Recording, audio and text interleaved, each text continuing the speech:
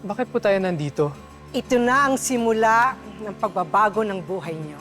Ipapakilala ko sa inyo ang bagong may-ari ng bahay na ito. Maraming salamat po. Napakabuti niyo po sa amin. Binabalik ko lang lahat ng kabutihan mo sa akin. Ikaw yung anak na kahit kailan hindi ako nagkaroon.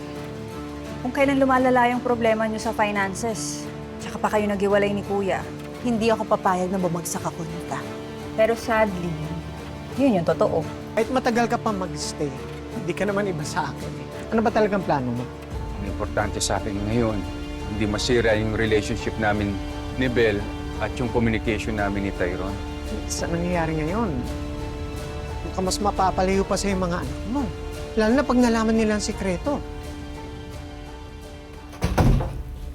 So ano, tuluyan na napunta kay Rosel at kay Tyrone yung kayamanan ni Jacinta. Ano, paano tayo? Olats pa rin. Matagal na natin alam na mas pinapaboran ni ate yung dalawa, hindi ba? God, yun nga. Kaya nga bakit hindi pa tayo kumikilos? Bakit wala tayong ginagawa? Hindi naman ganun kadali yun di ba? Mahirap tayong kumilos ngayon, lalo pat may nangyari dun sa dalawa kay Tyrone at Rosel. Dapat timing tayo. Timingan natin, bagulin natin, simulan yung plano natin.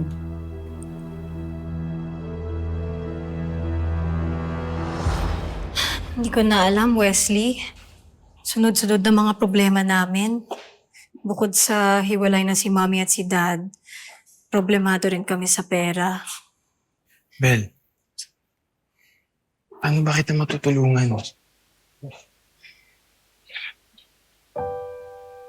Wesley, sapat na sa akin na nandito ka.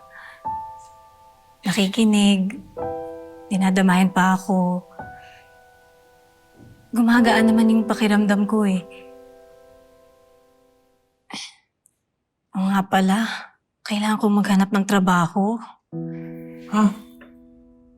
Bel, paano studies mo? Tsaka graduating tayo. Baka di na ako makatapos this year. Baka nga, di nga ako makapag-enroll sa next SEM. Wesley, bagsak na talaga kami.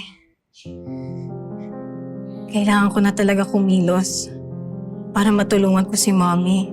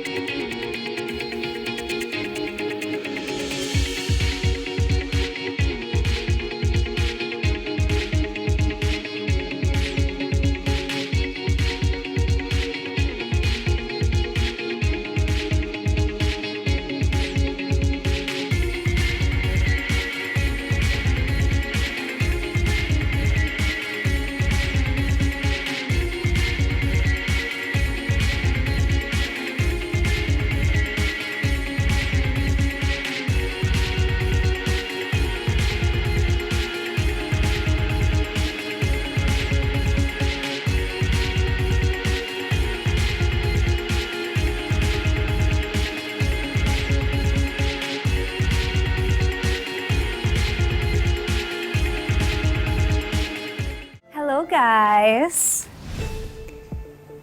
Kamusta kayo? Is that Chanel you're wearing? Are you kidding? At paano naman mangyayari yun? Saan siya kukuha ng pambili, di ba? I guess it's a fake. Alam nyo, yun yung problema sa inyo eh. Akala nyo na mahirap ako noon, hindi na ako makakabangon. Hindi ka lang mahirap. Sinungaling ka pa. Scammer! What a fake! No. Fake, no. Lahat ng nakikita nyo ngayon, this is not fake. This is the real Tally. No filters, no cap, luxury, success lahat. Pero deserve ko to.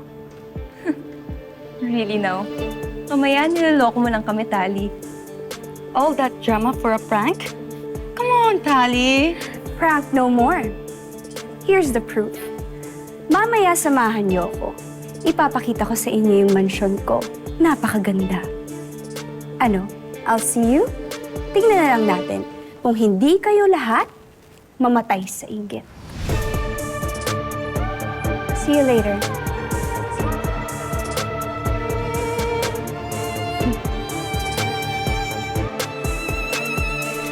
Yes, Belle. Dito mo na lang ako puntahan sa favorite restaurant ko. Huwag mo kalimutan yung pinapadala ko sa'yo, ha? Okay. Bakit dito ka pa nag-aya, ate? Eh, na-decline na nga yung card mo kanina. Hindi lang isa, ah. Lahat. Meron pa akong cash dito. Huwag kang maingay dyan. Baka marinig ka ng iba. Saka huwag ka na masyadong mag-alala. Ako nang bahala, okay? You know, I may be poor, but not everyone has to know. Okay. Ano bang gusto mong orderin? Sige na, just order whatever you want. Magtatawag na ako ng waiter. I think Waiter! I want filet mignon. Mrs. Almendras, nice to see you again. Fred, there you are. Nako, pasensya na. Ngayon na lang ako nakabalik ulit kasi medyo na-busy ako eh. Oh, buti naman at naalala mo pa kami, madam. So what are you gonna have today? The usual place for me. And then, siya daw filet mignon. Ako, champagne, no? Bottle of champagne. Yes, a bottle of champagne because we're celebrating something today. That's great! Because you can order anything you want dahil may magbabayad na ng bill nyo later. Wait, are you kidding me? No, madam. This is not a joke. Nako, parang kilala ko na kung sino to. Sino ba tong generous na to? Is this Chito? Is he here? Where is he? Sorry, madam, pero hindi po si Sir Chito. Isa rin pong madam na katulad nyo ang nag-offer para i-treat kayo. In fact, she's right over there.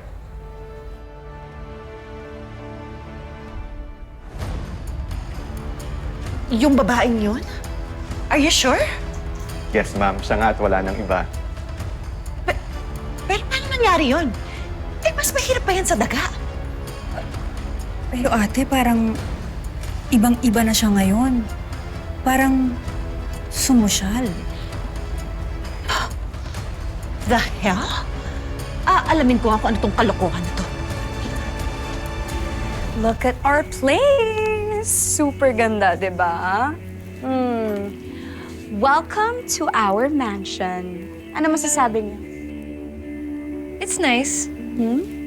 Well, may nagpamana kasi ng napakalaking kayamanan sa mommy ko. Kaya, eto, but I won't bore you the details na. So, what are we doing here? I want to be your friend again. I want to be part of the group, diba? Past is past. Come on, guys. What do you say?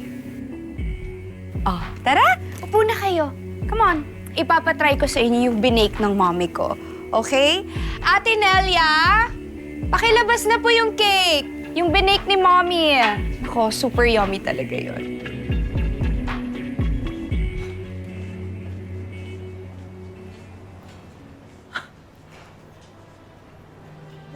Well. Look who we have here.